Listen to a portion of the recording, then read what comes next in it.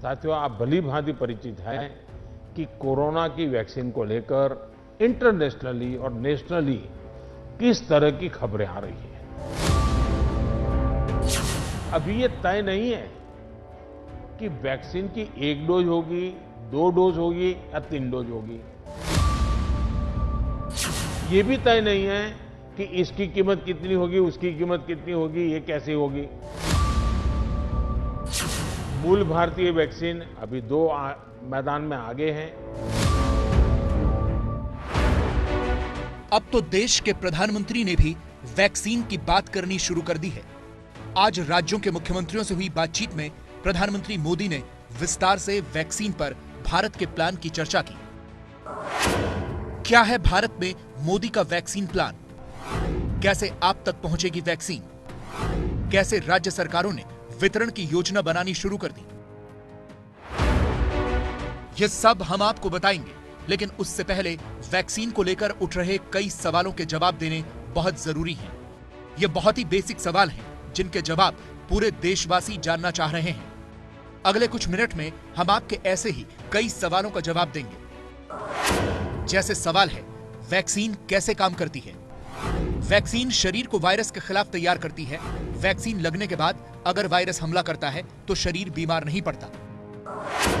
दुनिया में सबसे प्रभावी कौन सी वैक्सीन है? अमेरिका की फाइजर और मॉडर्ना, यूके की ऑक्सफोर्ड एस्ट्राजेनेका और रूस की स्पुतनिक 5। ये चारों वैक्सीन कितनी प्रभावी पाई गई?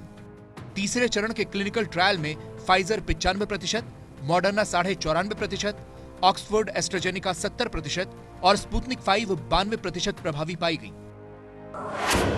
इन चारों के अलावा दुनिया में कितनी वैक्सीन तीसरे चरण के ट्रायल में है? दुनिया में अभी कोविड-19 की कुल 12 वैक्सीन तीसरे चरण के क्लिनिकल ट्रायल में है। 3 सबसे प्रभावी वैक्सीन की कीमत क्या है? फाइजर की 2 डोज की कीमत 3,000 रुपए, मॉडर्ना की 2 डोज की कीमत 5,484 रुपए और ऑक्सफोर्ड की 2 डोज करीब 1,000 रुपए की होंगी। इन्हें कितने डिग्री तापमान में रखना होगा? फाइजर के लिए -70 डिग्री, मॉडर्ना के लिए -20 डिग्री और ऑक्सफोर्ड की वैक्सीन के लिए 2 से 8 डिग्री के तापमान की जरूरत होगी। क्या भारत में कोई स्वदेशी वैक्सीन भी होगी? भारत बायोटेक और आईसीएमआर स्वदेशी वैक्सीन तैयार कर रहा है, जिसके आखिरी चरण के ट्रायल्स चल रहे हैं।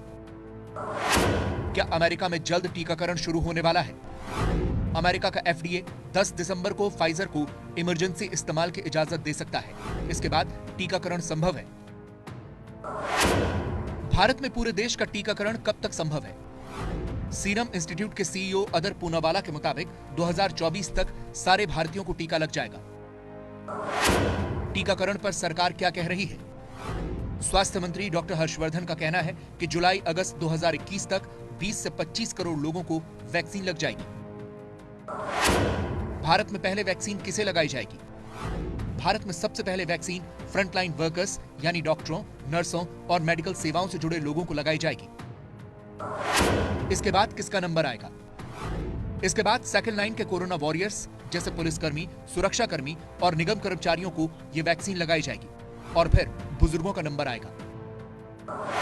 क्या सीरम इंस्टीट्यूट ने वैक्सीन का उत्पादन शुरू कर दिया है? ऐसा दावा है कि सीरम इंस्टीट्यूट ने वैक्सीन के प्रोडक्शन का काम भी तेज कर दिया है, ताकि भारत में तीसरे फेज का ट्रायल खत्म होते ही अप्रूवल लेकर वैक्सीन तैयार हो सके। क्या टीका लगने के बाद भी कोई वायरस फैला सकता है? इस सवाल का जवाब मिलना बाकी है। यह इस पर तय करेगा कि टीका लगने के बाद इन्फेक्शन रुकता है या बीमारी रुकती है। वैक्सीन लगने के बाद शरीर कितने दिन तक इम्यून रहेगा? इस सवाल का भी कोई सटीक जवाब अभी तक वैज्ञानिकों को नहीं मिल पाया। कुछ महीनों के बाद यह पता चलेगा कि वैक्सीन लगने के बाद शरीर कितने दिन इम्यून रहेगा। वैक्सीन लगने के कितने दिन बाद शरीर में इम्यूनिटी बनने लगेगी? ज्यादातर मामलों में वैक्सीन लगने के 1 से 2 हफ्ते के भीतर इम्यूनिटी बनने लगी। अगर मैं कोविड-19 से ठीक हो चुका हूं, तो क्या टीका लगाना जरूरी है? बहुत सारे लोगों को कोविड-19 दूसरी बार भी हुआ है। वैक्सीन लगाने से ऐसे लोगों को कोई खतरा नहीं होगा। क्या वैक्सीन से भी कोविड-19 हो सकता है? नहीं, वैक्सीन लगाने से कोविड-19 नहीं होता, क्योंकि यह वायरस के खिलाफ काम करती है। जब वैक्सीन लग जाएगी तब भी मास्क पहनना जरूरी होगा। जी हां, जब तक अधिकतर लोगों को वैक्सीन नहीं लग जाती और ये पता नहीं चल जाता कि वैक्सीन से लंबे समय तक सुरक्षा मिल रही है, मास्क पहनना जरूरी होगा। वैक्सीन बनने में तो कई साल लगते हैं, तो फिर ये सिर्फ 10 महीने में कैसे बन गई? ये बात सही है कि कई बीमारियों की वैक्सीन बनने में कई साल लगे, लेकिन कोरोना वायरस की भयावहता को देखते हुए वैज्ञानिकों ने दिन रात मेहनत करके वैक्सीन बनाई है। क्या वैक्सीन के कोई साइड इफेक्ट भी होंगे? बहुत कम लोगों को वैक्सीन लगाने के बाद शरीर और सिर में दर्द की शिकायत हुई। क्या हर किसी के लिए वैक्सीन लगानी जरूरी होगी? सबके लिए तो नहीं। हर्ड इम्यूनिटी बनाने के लिए 70% लोगों को वैक्सीन लगानी होगी। वैक्सीन की कितनी डोज देनी होगी? फाइजर, मॉडर्ना और ऑक्सफोर्ड एस्ट्राजेनेका की 2-2 डोज दी जाएंगी, लेकिन आज ही प्रधानमंत्री ने कहा कि यह पता नहीं कितनी डोज दी जाएंगी। दुनिया में भी और देश में भी करीब करीब आखिरी दौर पर वैक्सीन के में काम पहुंचा है। भारत सरकार हर डेवलपमेंट पर बारीकी से नजर रखे हुए हैं, हम सबके संपर्क में भी हैं और अभी ये तय नहीं है कि वैक्सीन की 1 डोज होगी, 2 डोज होगी या 3 डोज होगी। ये भी तय नहीं है कि इसकी कीमत कितनी होगी, उसकी कीमत कितनी होगी, ये कैसे होगी। यानी अभी भी इन सारी चीजों के सवालों के जवाब हमारे पास नहीं है। ये बात भी तय है कि जब तक कोरोना के वैक्सीनेशन का कार्यक्रम होगा तो ये देश का सबसे बड़ा टीकाकरण अभियान होगा। इसके लिए भी भारत सरकार पूरी तरह से तैयार है। आज 8 राज्यों के मुख्यमंत्रियों के साथ बैठक में इस पर भी चर्चा हुई। वैक्सीन आने के बाद भी हमारी प्राथमिकता यही होगी कि सभी तक कोरोना की वैक्सीन पहुंचे। इतना बड़ा टीकाकरण अभियान स्मूथ हो, सिस्टमेटिक हो और सस्टेन हो, ये लंबा चलने वाला है। सभी को, हर सरकार को, हर संगठन को एकजुट होकर के कोऑर्डिनेशन के साथ एक टीम के रूप में काम करना ही पड़ेगा। साथियों, वैक्सीन को लेकर भारत के पास जैसा अनुभव है वो दुनिया के बड़े बड़े देशों को भी नहीं है। भारत जो भी वैक्सीन अपने नागरिकों को देगा वो हर वैज्ञानिक कसौटी पर खरी होगी। जहां तक वैक्सीन के डिस्ट्रीब्यूशन की बात है तो उसकी तैयारी भी आप सभी राज्यों के साथ मिलकर के की जा सके रही है। वैक्सीन प्राथमिकता के आधार पर किससे लगाई जाएगी, ये राज्यों के साथ मिलकर के एक मोटा मोटा खाका भी आपके सामने रखा है। ये बात सही है कि देश के सिस्टम के पास टीकाकरण का बड़ा अनुभव है, लेकिन इसके बावजूद इतनी बड़ी संख्या में वैक्सीनेशन के लिए बहुत ही सफल कार्य योजना बनानी होगी। इस पर पूरी डिटेल रिपोर्ट तैयार करने के लिए भी राज्यों को कहा गया है।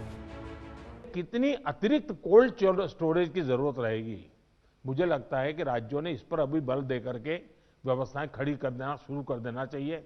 जरूरत पड़ी तो अतिरिक्त सप्लाई भी सुनिश्चित की जाएगी और इसका विस्तृत प्लान बहुत जल्द ही राज्य सरकारों के साथ मिलकर के तय कर दिया जाएगा। केंद्र सरकार ने राज्यों से कुछ समय पहले आग्रह किया था कि स्टेट लेवल पर एक स्टीयरिंग कमेटी एवं स्टेट और डिस्ट्रिक्ट लेवल पर टास्क फोर्स का, और मैं तो चाहूंगा कि ब्लॉक लेवल तक हम जितना जल्दी ये व्यवस्थाएं खड़ी करेंगे और किसी न किसी एक व्यक्ति को काम देना पड़ेगा।